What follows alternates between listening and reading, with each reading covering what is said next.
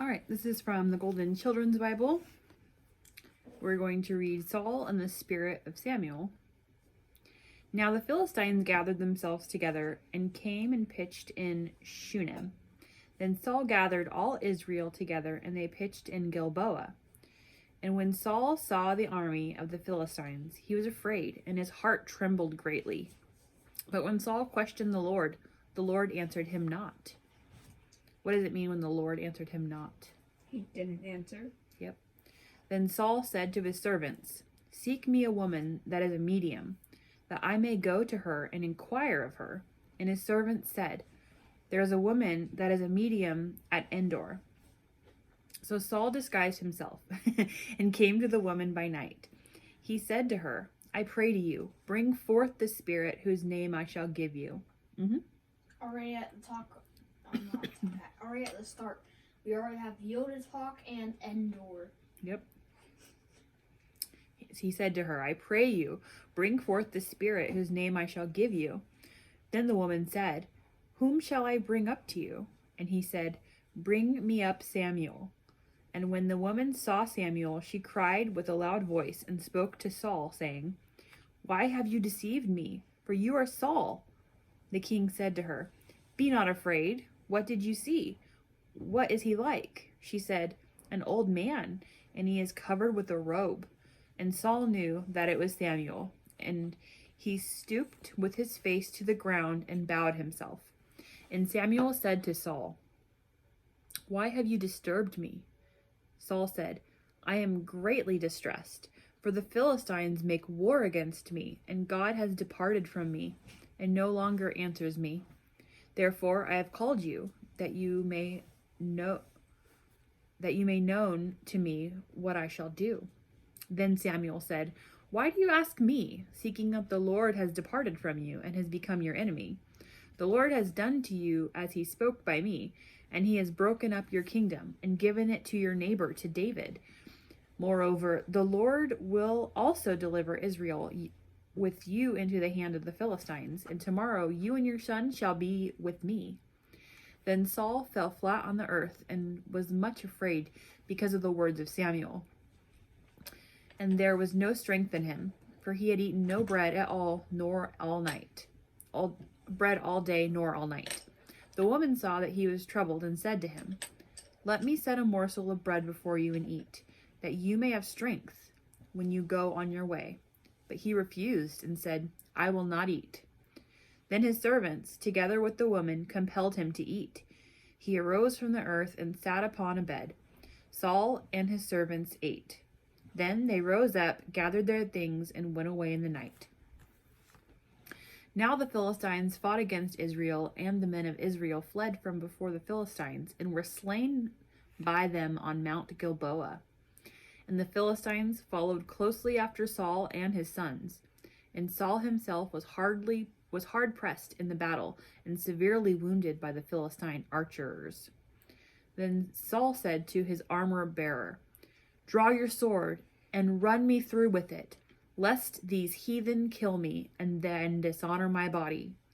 But his armor-bearer dared not to do such a thing. What did he ask his armor-bearer to do?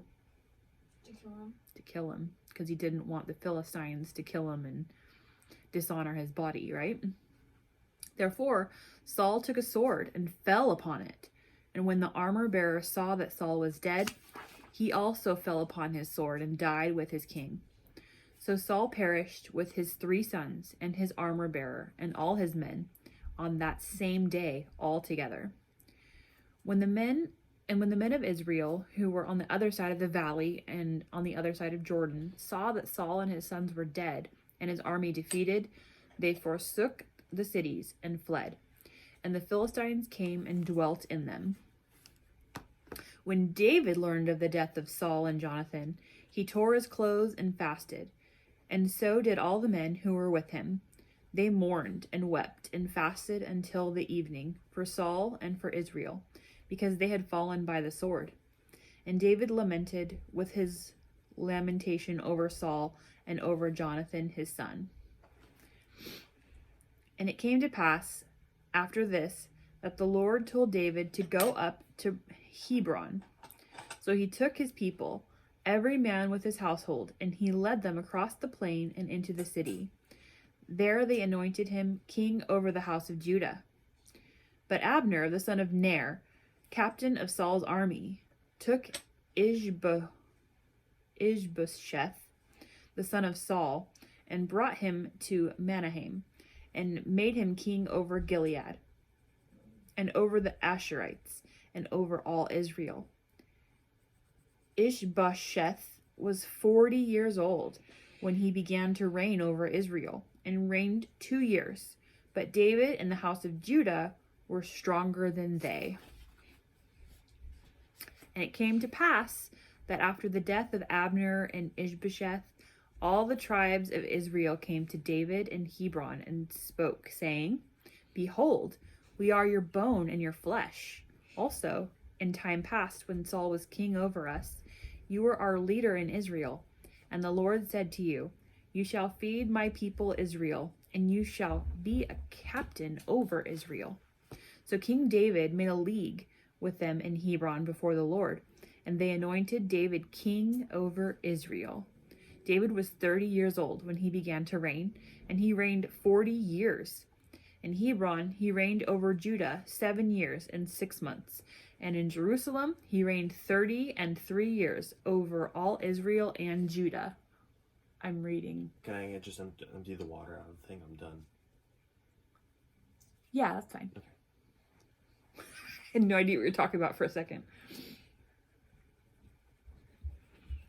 David and his men went to Jerusalem, and the Jebusites and inhabitants of the land who spoke to him, saying, Except that you take away the blind and the lame, and shall not come in here. Nevertheless, David encircled and overtook the stronghold of Zion. He dwelt in the fort and called it the city of David. And he built round about from Millo and inward. And David went on and grew great, and the Lord God of hosts was with him.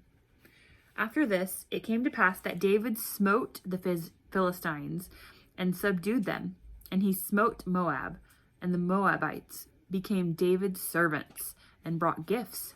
David smote also Hadadezer, the son of Rehob, the king of Zobah, as he went to regain his border at the river Euphrates. David took from him 1,000 chariots and 700 horsemen and 20,000 footmen. And when the Syrians and Damascus came to help Hadadezer, David slew 22,000 of the Syrians. David put garrisons in Syria, and the Syrians became David's servants and brought gifts. And the Lord preserved David wherever he went. But after all his victories, David said, Is there any that is left of the house of Saul, that I may show him kindness for Jonathan's sake? A servant of the house of Saul. Do you remember Jonathan? Not really. No. He was his son, not David's son. He was Saul's son, right? And he's the one that showed him kindness when he was living in his house. Remember that? And he shot the arrow to tell him whether it was safe or not to come back. Yeah, him. So he was trying to do right by Jonathan because Jonathan was kind to him and showed him kindness, right? And the king asked him, Is there not any still in the house of Saul, that I may show kindness unto him? And Ziba said unto the king, Jonathan has a son who is lame on his feet. What does it mean to be lame on your feet? Clumsy? I know. I think it more means that he maybe couldn't use his feet, like he couldn't walk. So the king gave orders to fetch the son.